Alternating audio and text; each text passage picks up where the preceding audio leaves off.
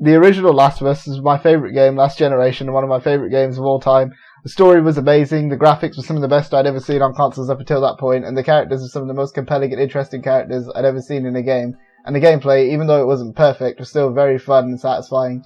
Which is why when the sequel was announced, I was extremely excited for it. I couldn't wait to see where Naughty Dog would take the characters after their journey in the first game and how they would improve the gameplay and build on the story.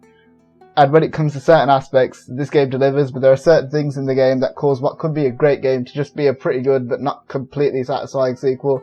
I beat the game about a week ago. Now that I've had some time to let everything that I saw and let the story sink in, here's my review for The Last of Us Part 2.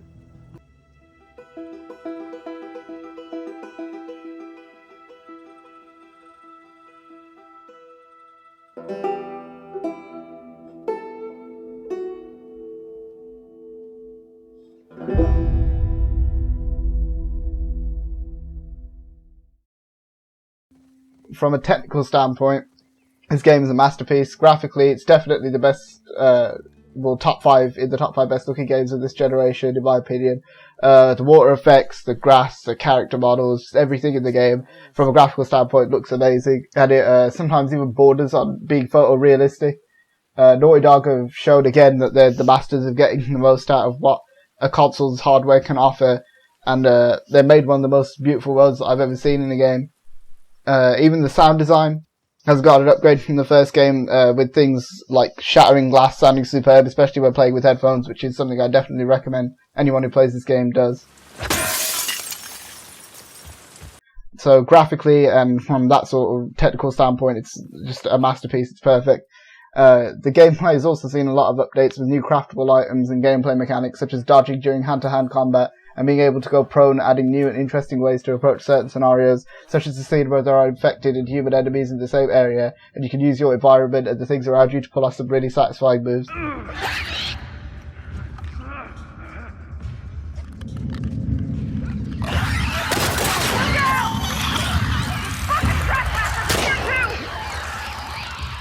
The AI is also improved from the first game. I played the game on the hard difficulty and the enemies seemed a lot smarter than they were in that game. They actually see you and your partner when you run in front of them and are more sensitive to noise and being alerted than they were in the original game. However, speaking of your partner, even though I said that they help you more in the first game in my first impressions video, which if you haven't checked that out, be sure to check that out. Playing the game more, I realised that early in the game I might have just gotten lucky because later in the game I didn't find them nearly as useful as they were in the earlier stages of the game, and they sometimes could be more of a nuisance than actual help, especially like later on in the game. Sometimes I found that they'd get in your way or just kind of distract you when you're trying to do certain things. But despite that nitpick, just with the partners in the game, I think the people who found things to complain about with the first game's gameplay and combat will be a lot more satisfied with this game when it comes to the gameplay.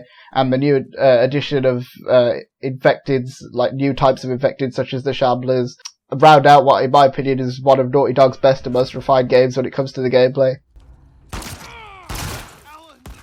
It's just a shame that at least for now we won't be seeing the great gameplay used for a factions multiplayer mode, because I still stand by what I've said. I don't know if I said it in my first impressions video, but I still stand by what I've said in to like just in general, just to other people, that The Last of Us had still has one of the best multiplayers I've played in recent times, and the fact that Naughty Dog decided they were going to leave out this mode this time around is disappointing. And I know there's leaks of footage out there that suggests we'll see a multiplayer mode sometime in the future, but the fact that it's not in the game at this current time is a real shame. Dead! I gotta wrap this up. So the gameplay and graphics are great, but one of the things I was most excited for was the continuation of the story. Don't worry, I won't be spoiling anything here, as I said at the beginning of the video. But outside of what we know from the trailers, obviously I'll be talking about that. So what did I think of it? The game's great in parts. Yeah, I'm sure you guys have heard this by now. But without a doubt, the most disappointing part of this game is the story. The story itself isn't a bad story, but the way it's paced and told turns what could be a good story into a jumbled mess.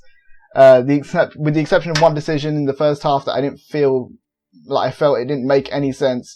I actually really enjoyed the first half of the story. Like the new characters, even though they weren't as developed as like the side characters like Tess or Bill or any of those characters from the first game. They were likable enough for me to get on board with what was going on in the game. But in the second half, the game completely just falls apart when a certain change happens halfway to the game, and I found myself not being remotely as interested in the story as I was in the first half, even though I thought it was an issue in the first half of the game. One thing that kind of holds the second half back in particular is the over-reliance on flashbacks. It really tanked the pacing, and I didn't really care for any of the new characters in the second half of the game because of certain decisions that they made with the story and with those characters. I found some of them just downright unlikable. I hated them, and some of them were just kind of inoffensive, and some of them were just kind of stupid characters. They didn't really make good decisions or make any sense with certain things that happened. So since this is a spoiler-free review, I'll just say what the trailers already showed us, which was something bad happens to Ellie, and that leads her to go on a quest for revenge against the group of people that did her wrong. Which is an interesting story, but the game seems to go out of its way to kind of demonize the characters we loved in the first game, while making certain new characters, don't worry, I'll talk about this one in the spoiler discussion, the focus, and that's not what me and most of the other people who waited 7 years to play this game were looking for, in my opinion. The game constantly jumps all over the place with its story, making it messy and sometimes even a chore to play, which was, in my opinion, really bad because I've been waiting a long time for this game, and I know a lot of other people have. And it's particularly towards the end of the game when I'm just kind of sitting there asking myself, what was the point of this whole journey, and why did I spend all this time doing everything in the game just for the story to end like that? I do understand why they made some of the decisions that they made, but a good amount of the decisions kind of felt out of left field and felt like they were sacrificing what logically made sense for the story in order to serve the wider theme of revenge and why it is a good or bad thing. And it took me around 27 hours to beat the game, but the second half felt significantly longer than the first, and aside from a few cool moments in the second half, I was just thinking to myself, okay, can we just get past all this and go back to the stuff that I actually care about and stuff I'm actually interested in? So, excluding some of the flashbacks, the rivalry between Ellie and the villains is the most important and interesting part of this game, in my opinion. And for some reason, the second half just completely moves away from that. It tells a completely unrelated story that's nowhere near as interesting or compelling as the stuff with Ellie. So, as I said before, I'll talk more about my feelings on the story in the spoiler discussion, but for right now, know that while I didn't hate the story, and actually really enjoyed a good portion of what I had to offer, it's a pretty disappointing one, especially the second half of the game, which devolves into a messy conclusion that has some cool moments, but it's ultimately underwhelming.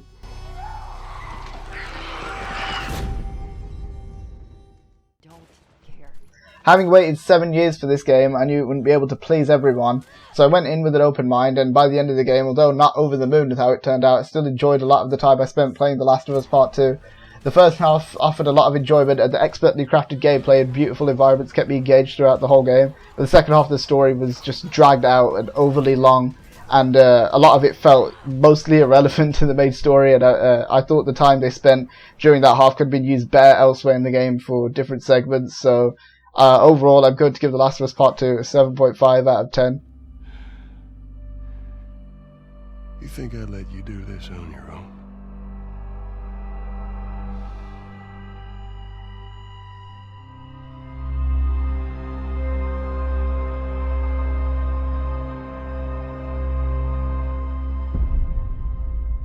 So if you guys enjoyed this video, be sure to give it a like, share it with your friends, follow us on Instagram, and go ahead and subscribe to the channel for more videos like this.